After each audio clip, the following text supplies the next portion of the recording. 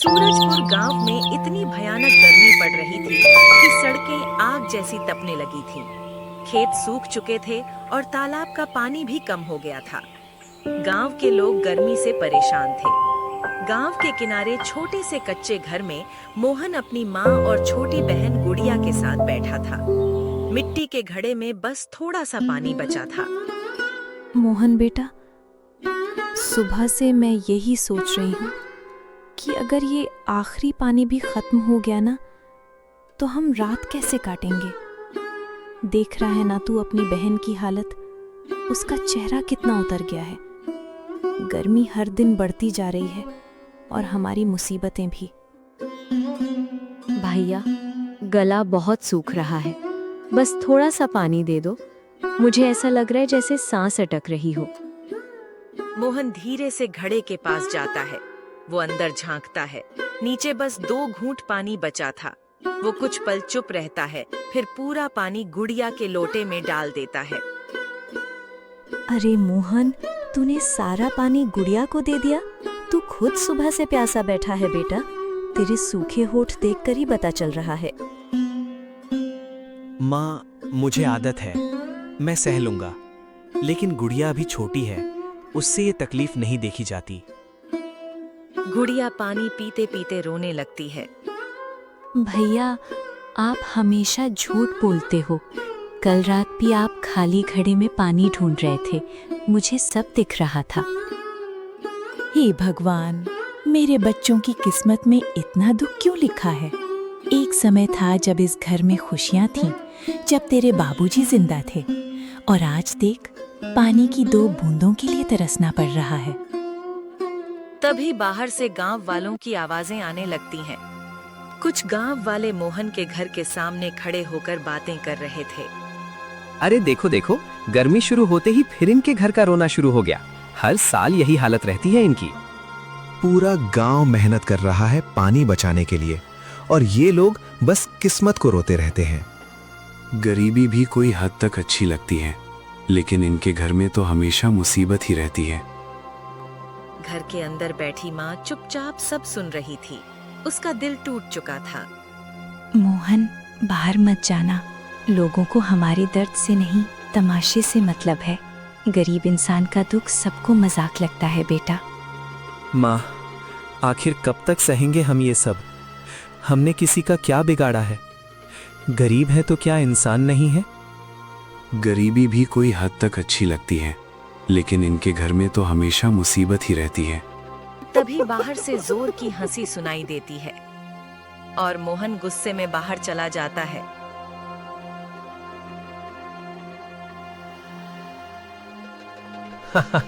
अरे मोहन, तुम्हारे बाबूजी भी बड़े सपने देखा करते थे।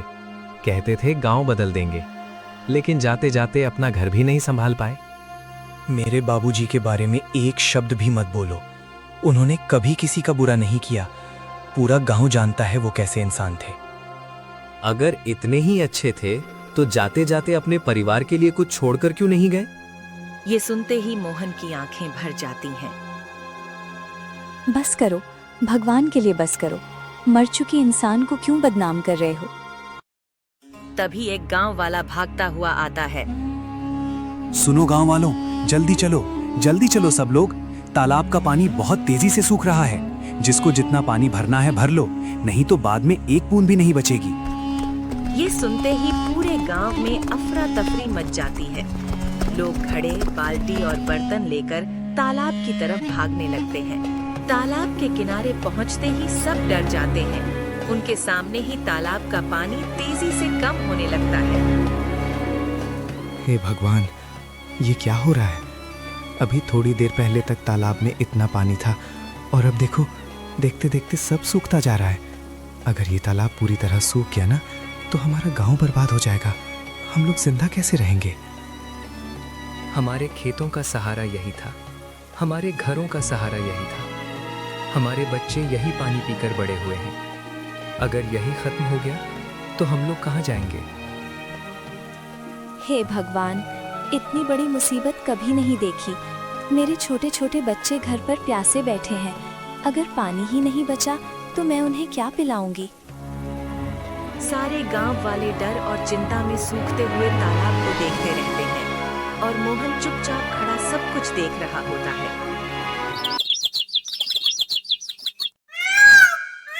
अगली सुबह मोहन जल्दी उठ जाता है। गर्मी सुबह से ही तेज थी। वो बाहर निकलता है, तभी उसे गांव में शोर सुनाई देता है। सेठ के कुएं में अभी भी पानी बचा हुआ है। ये सुनते ही मोहन की आंखों में उम्मीद आ जाती है। वो जल्दी से अपना घड़ा उठाता है और दौड़ते हुए सेठ के घर की तरफ जाता है। वहां पहुंचते ही वो देखता है कि कुएं के पास बहुत भीड़ लगी हुई है। सारे गांव वाले अपने अपने घड़े और बाल्टियां लेकर पानी भर रहे थे। मोहन जल्दी से आगे बढ़ता है, तभी कुछ गांव वाले उसे देखकर बीच में रोक देते हैं। अरे अरे, तुम कहाँ चले आ रहे हो? इस कुएं का पानी हर किसी के लिए नहीं है। तभी सेठ वहां आ जाता है। ओ मोहन, रुक जा वहीं। तुम लोग मेरे कुएं से पानी नहीं ले सकते, समझे? पूरा गांव जानता है तुम्हारे घर वाले पानी की कितनी बर्बादी करते हैं। सेठ जी, ऐसा मत बोलिए। मेरे घर में मेरी माँ और छोटी बहन दोनों बहुत प्यासे हैं। कल रात से उन्होंने पानी नहीं पिया। मेरी बहन की हालत बहुत खराब हो रही है। बस एक घड़ा पानी दे दीजिए। कल तक बड़े गुस्से में बातें कर रहा था और आज हाथ जोड़ रहा है। अगर सबको पानी देने लगे ना सेठ जी, तो ये कुआं भी सूख जाएगा। मोहन की आंखों में आंसू आ जाते हैं। मैं भीख नहीं मांग रहा, बस थोड़ा सा पानी मांग रहा हूँ। मेरी माँ की हालत बहुत खराब है। समझ नहीं आता क्या? निकल यहाँ से। मेरे कुएं का पानी तुम्हारे जैसे लोगों के लिए नहीं है। चल भाग यहाँ से, भीड़ मत लता। मोहन चुपचाप अपना खाली घड़ा उठाता है। उसकी आंखों से आंसू बह रहे थे। वो उदास होकर वहां से अपने घर की तरफ लौट जाता है। मोहन घर पहुंचा है। घर के अंदर उसकी माँ और गुड़िया परेशान बैठी थीं। घर में बस थोड़ा सा पानी बचा था। रात हो जाती है। बाहर चांदनी रात थी, लेकिन हवा बिल्कुल नहीं चल रही थी। गर्मी अब भी वैसी ही थी। मोहन, उसकी माँ और गुड़िया घर के बाहर खामोशी से बैठे थे। थोड़ी देर बाद गुड़िया धीरे से अपनी माँ की तरफ देखने लगती है। माँ, बहुत प्यास लग रही है। गला पूरा सूख रहा है। माँ घड़े के अंदर देखती है। उसमें बस थोड़ा सा पानी बचा था। वो आधा गिलास पानी गुड़िया को दे देती है। गुड़िया जल्दी जल्दी पानी पी लेती है, लेकिन फिर भी उसकी आंखों में बेचैनी बनी रहती है। माँ, मेरी प्यास नहीं बुझी। मुझे अभी भी बहुत प्यास लग रही है। ये सुनते ही माँ की आंखों से आंसू निकल आते हैं। सो जा बेटा, शायद सोने के बाद प्यास कम लगे। पता नहीं हमारा ये दुख कब खत्म होगा। मोहन चुपचाप बैठा सब सुन रहा था। उसके चेहरे पर दर्द और गुस्सा दोनों दिखाई दे रहे थे। थोड़ी देर बाद उसकी माँ और गुड़िया सो जाती हैं, लेकिन मोहन पूरी रात जागता रहता है। अगली सुबह सूरज निकलते ही मोहन उठ जाता है। माँ, मैं पानी ढूंढने जंगल की तरफ जा रहा हूँ। माँ घबराकर उठ जाती है। जंगल? वहाँ कहाँ भटकेगा बेटा? इतनी गर्मी में लोग गांव से बाहर जाने से भी डर रहे हैं। माँ, चाहे कुछ भी हो जाए, आज मैं पानी लेकर ही वापस आऊंगा। मैं गुड़िया को ऐसे प्यास से तड़पते हुए नहीं देख सकता। ये कहकर मोहन खाली घड़ा उठाता है और जंगल की तरफ निकल जाता है।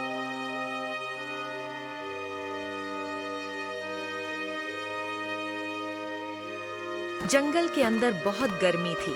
मोहन इधर उधर पानी ढूंढता रहता है। काफी देर तक उसे कुछ नहीं मिलता। उसका गला भी सूखने लगता है।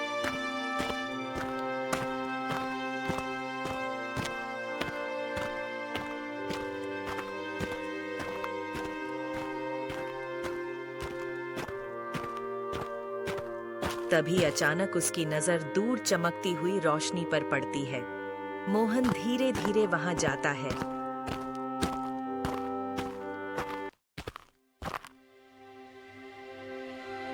और सामने का नजारा देखकर हैरान रह जाता है। घने पेड़ों के बीच एक बड़ा सुंदर तालाब था। तालाब का पानी बिल्कुल साफ था। ऊपर पेड़ों की परछाइयां पड़ रही थीं और पानी चमक रहा था। मोहन जल्दी से पानी के पास जाता है। वो हाथ से पानी पीता है। पानी बहुत ठंडा और मीठा था। इतना साफ और मीठा पानी, लेकिन गांव में किसी को इस तालाब के बारे में पता क्यों नहीं है? मोहन जल्दी से अपना घड़ा भरता है और घर की तरफ भागता है। घर पहुंचते ही गुड़िया कमजोर आवाज में बोलती है, भैया मुझे पानी दे दो, बहुत प्यास लगी है। मोहन बिना कुछ बोले पहले अपनी माँ और गुड़िया को पानी पिलाता है। दोनों पानी पीते ही हैरान रह जाते हैं। मोहन, इतना ठंडा और मीठा पानी तू ये कहाँ से लाया? तब मोहन धीरे धीरे सारी बात बताता है। माँ, मैं जंगल में बहुत दूर चला गया था। वहाँ मुझे एक तालाब मिला, लेकिन वो ऐसी जगह है जहाँ शायद कोई आसानी से पहुँच ही नहीं सकता। माँ हैरानी से मोहन को देखने लगती है और मोहन के मन में बार बार वही सवाल घूम रहा था, आखिर इतने बड़े जंगल में इतना साफ पानी वाला तालाब छुपा कैसे था? कुछ दिन ऐसे ही बीत जाते हैं। गांव की हालत और खराब होती जा रही थी। सेठ के घर के सामने वाला कुआं भी धीरे धीरे सूख चुका था। अब पूरे गांव में पानी की एक एक बूंद के लिए लोग तड़प रहे थे। एक दिन अचानक गांव में जोर जोर से रोने की आवाज आने लगती है। कोई पानी ले आओ, मेरी बेटी मर जाएगी। सारे गांव वाले दौड़कर देखते हैं। सेठ की छोटी बेटी की हालत बहुत खराब हो चुकी थी। उसकी प्यास के कारण तबीयत बिगड़ गई थी। वो ठीक से उठ भी नहीं पा रही थी। कोई मेरी बेटी को पानी दे दो, भगवान के लिए कोई पानी ले आओ, मेरी बच्ची सुबह से तड़प रही है। सेठ जी, अगर हमारे पास पानी होता तो हम जरूर देते, लेकिन अब तो पूरे गांव में एक बूंद पानी नहीं बचा। अभी भीड़ के पीछे खड़ा मोहन ये सब देख रहा होता है। उसके हाथ में पानी से भरा घड़ा था। मोहन धीरे धीरे आगे बढ़ता है। सारे गांव वाले हैरानी से उसकी तरफ देखने लगते हैं। मोहन बिना कुछ बोले जल्दी से पानी सेठ की बेटी को पिला देता है। लड़की जैसे ही पानी पीती है, थोड़ी देर बाद उसकी हालत धीरे धीरे ठीक होने लगती है। उसकी सांसें सामान्य होने लगती हैं। सेठ की आंखों में आंसू आ जाते हैं। मोहन बेटा, मुझे माफ कर दे। मैंने तेरे साथ बहुत बुरा किया। तुझे अपने कुएं से पानी तक नहीं लेने दिया, फिर भी तूने आज मेरी बेटी की जान बचा ली। मोहन चुपचाप खड़ा रहता है। हम लोगों ने भी तुझे बहुत ताने दिए, लेकिन तू हम सबसे अच्छा निकला। मोहन हल्का मुस्कुराने लगता है, लेकिन कुछ नहीं बोलता।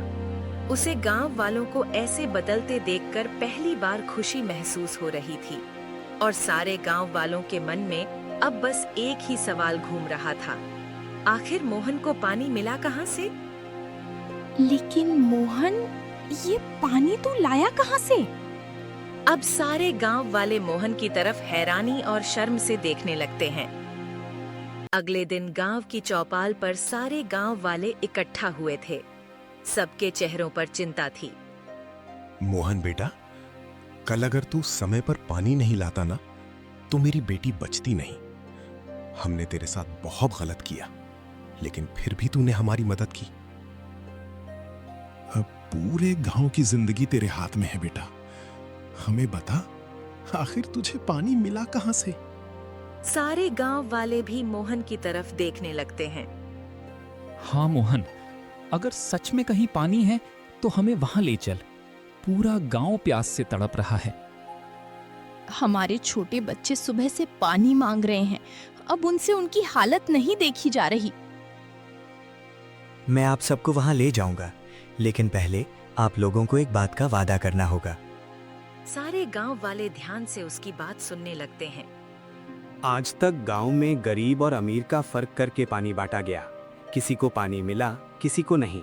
लेकिन अगर आज के बाद किसी ने किसी प्यासे को पानी देने से मना किया, तो शायद भगवान भी हमें कभी माफ नहीं करेगा।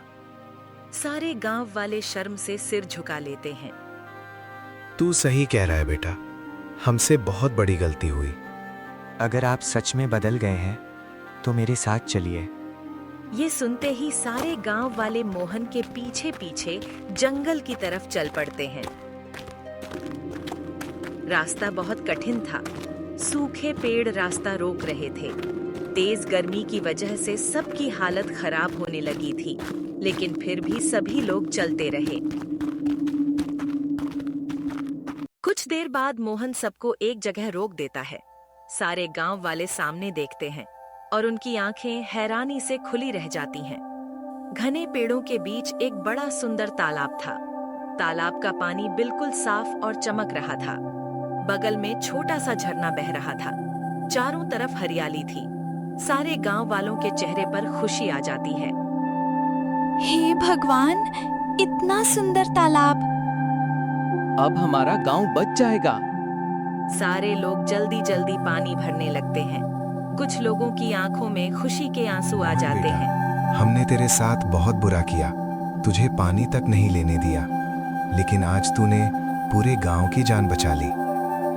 पानी और इंसानियत दोनों कभी अकेले नहीं रखने चाहिए, बांटने चाहिए।